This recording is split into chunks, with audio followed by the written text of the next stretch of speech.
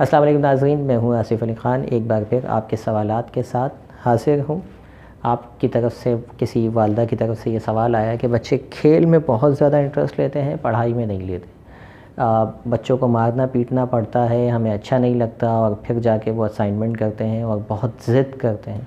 इसका कोई हल बता दीजिए। मुझे लगता है ये तकरीबन एक जनरल प्रॉब्लम है और बहुत सारे लोगों के साथ ये मसला है। मतलब इसका जवाब देना इसीलिए मैंने सोचा कि वीडियो पे दूं, ताकि बहुत सारे लोग जो है वो इससे मुस्तफ़ीद हो सकें।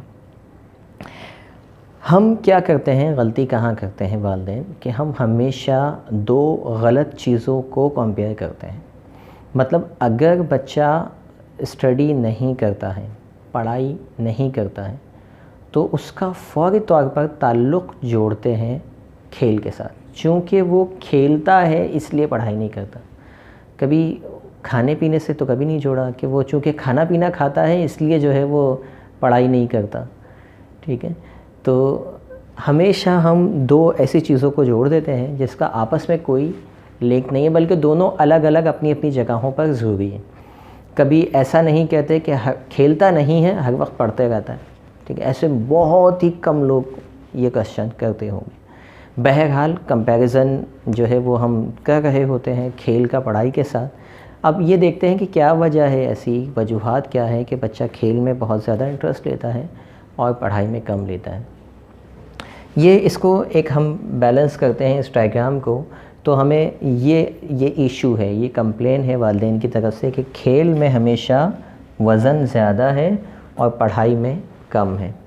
अच्छा, ये वज़न ज़्यादा होने की बड़ी वजह क्या है? मतलब क्यों बच्चा ज़्यादा खेल में टाइम दे रहा है? क्योंकि यहाँ पर जो प्रेशर पड़ रहा है, जिसकी वजह से ये डाउनवर्ड जा रहा है, वो है दिलचस्पी। बच्चे का चूँकि इंटरेस्ट बहुत ज़्यादा है, जिसकी वजह से ये प्रेशर क्या है, इसको नीचे लेके जा रहा है। अच्छा, जब ये दिलचस्पी खेल में बढ़ जाती है तो टाइम यहाँ पर स्पेंड बच्चा ज़्यादा करना शुरू कर देता है। अब वालिदैन के पास हथियार क्या है कि इसको किसी तरह से खींच कर ऊपर लाएं और ये वाली साइड नीचे जाए। उसके लिए वालिदैन के हथियार हैं मार या फिर डांट। या तो हम मारते हैं, पीटते हैं, डांटते हैं, ठीक ठाक बातें सुनाते हैं और कोशिश करते हैं कि इसके ज़रिए यहाँ प्रेशर पड़े और ये नीचे आए और इस तरह से ये ऊपर जाए, या एटलीस्ट बैलेंस करने की वालिदैन कोशिश कर रहे होते हैं। अब आप ख़ुद कोशिश इसको देख लीजिए कि ये जो नीचे जाने की कोशिश है, किन दो चीज़ों को कंपेयर कर रहे हैं। एक तरफ उसकी दिलचस्पी है, दूसरी तरफ मार धाड़ डांट है। कभी भी ऐसा हो सकता है कि बच्चा दिलचस्पी की चीज़ छोड़ के यहाँ पे फोकस करना शुरू कर दे। हो सकता है कि बहुत ख़तरनाक किस्म की मार होती हो तो वो तो फिर दिलचस्पी को भूल जाएगा। हमने करना क्या है, बहैसियत वालिदैन, बहैसियत उस्ताद, अगर हम इफ़ेक्टिव पेरेंटिंग या इफ़ेक्टिव टीचिंग की बात करते हैं तो हमें सबसे पहले तो इस वाले ये जो फ़िज़िकल पनिशमेंट है इसको क्रॉस कर दें। इस ऑप्शन को तो आप बिल्कुल हटा दें, अपनी लाइफ से निकाल कर फेंक दें। यकीन जानिए, जिसने इस ऑप्शन का इस्तेमाल किया है उनको फ़ौरी तौर पे तो रिज़ल्ट मिल जाते हैं, लेकिन इन द लॉन्ग रन दूर रस इसके जो नताइज होते हैं वो बहुत ख़तरनाक होते हैं, बहुत ख़राब होते हैं। मतलब आज अगर आप एक बच्चे पर हाथ उठाते हैं तो यकीन जानिए कि कल वो जब ताकतवर होगा तो किसी कमज़ोर पर हाथ लाज़मी उठाएगा, क्योंकि ये आपने उसको सिखाया है। आज आप बहैसियत उस्ताद, बहैसियत वालिदैन ताकतवर हैं तो आज बड़ी आसानी से उस कमज़ोर बच्चे को मार लेते हैं, पीट लेते हैं। कल जब उसके पास ताकत होगी तो फिर वो भी किसी न किसी के ऊपर हाथ उठा रहा होगा। तो इस ऑप्शन को हमें माइनस करना है। अब जब ये प्रेशर जो हम बिल्ड करने की कोशिश करते हैं इससे, मारधाड़ से, डांट से, इसकी जगह हमें क्या लाना है? इसकी जगह हमें यहाँ पर दिलचस्पी, ऑब्वियसली इस दिलचस्पी को शिफ्ट करना है किसी तरह से हमें इस जगह पर। यानी पढ़ाई में आपने ऐसी क्या क्या चीज़ें उसके आप डाल सकते हैं कि उसकी दिलचस्पी बढ़ जाए होमवर्क करने में या क्लास के असाइनमेंट करने। उसके लिए बहुत सारी एक्टिविटीज़ जो है वो आप प्लान कर सकते हैं। कुछ एक्टिविटीज़ के ज़रिए पढ़ाने की कोशिश कीजिए, या यहाँ पर आप इसकी जगह पर रिवॉर्ड,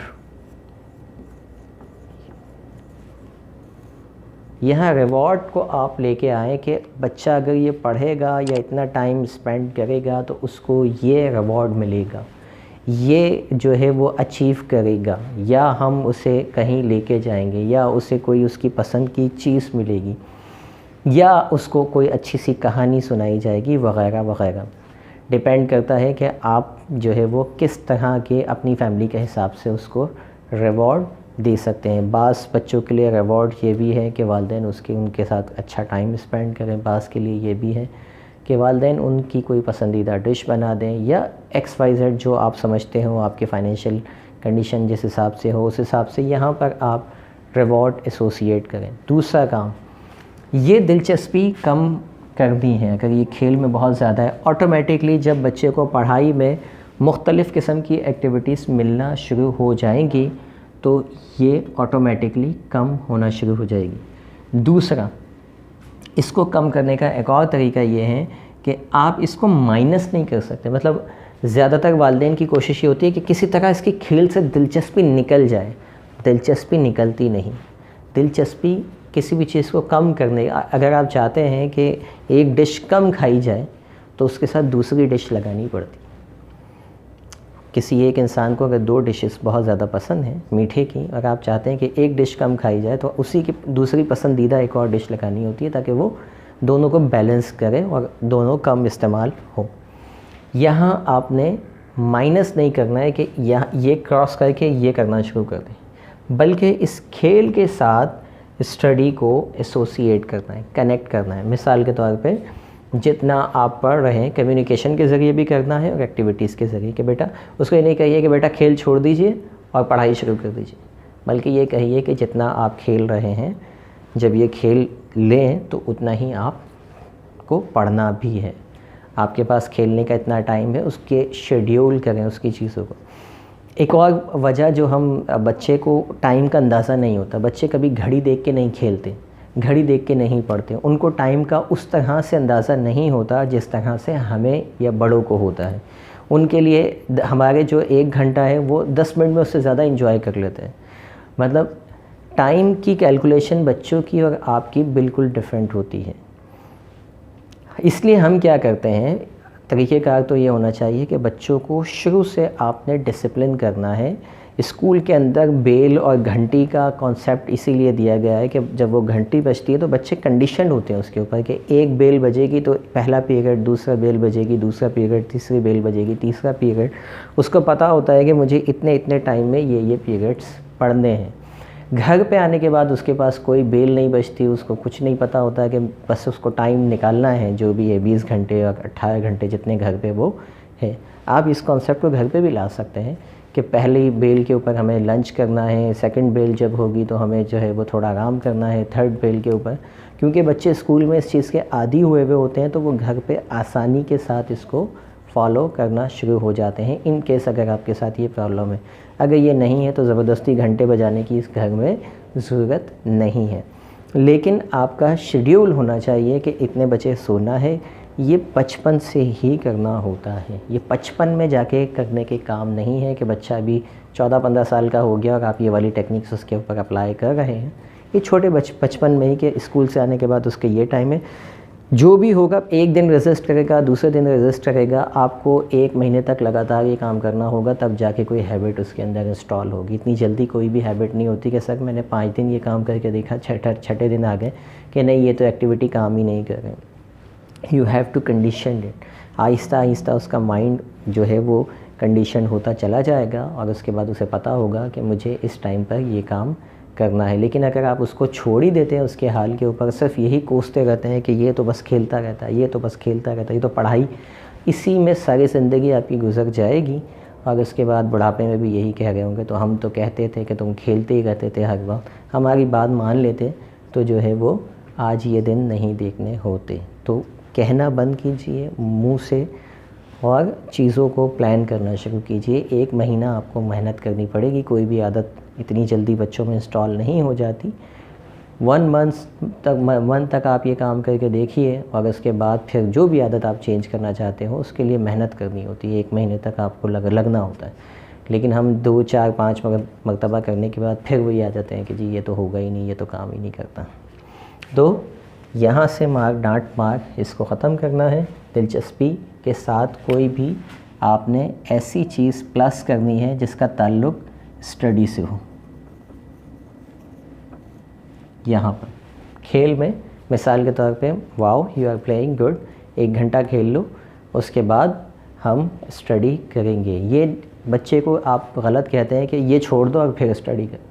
छोड़ना नहीं है, पहले उसका दिल भरने दें, ठीक है, और उसके बाद फिर उसको स्टडी की तरफ लेके जाएं। आहिस्ता आहिस्ता उसका शेड्यूल चेंज करते जाएं।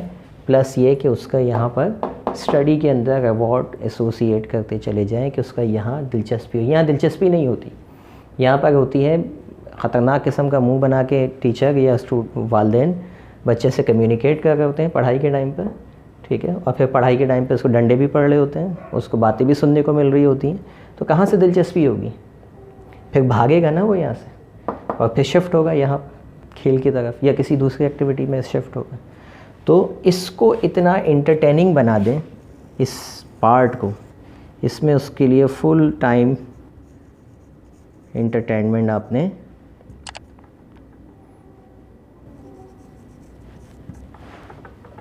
लेके आनी है, एजुटेनमेंट एंटरटेनमेंट, ताकि उसको ये पार्ट उसको अच्छा लगे। यहाँ पर एक और चीज़ इम्पॉर्टेंट है कि आपका अपना रवैया, पॉजिटिव रवैया होगा, फ्रेंडली इन्वायरमेंट होगा, फ्रेंडली अंदाज में पढ़ा रहे होंगे, चाहे क्लासरूम में हो चाहे घर में हो, तो बच्चे का इंटरेस्ट ऑटोमेटिकली डेवलप होगा।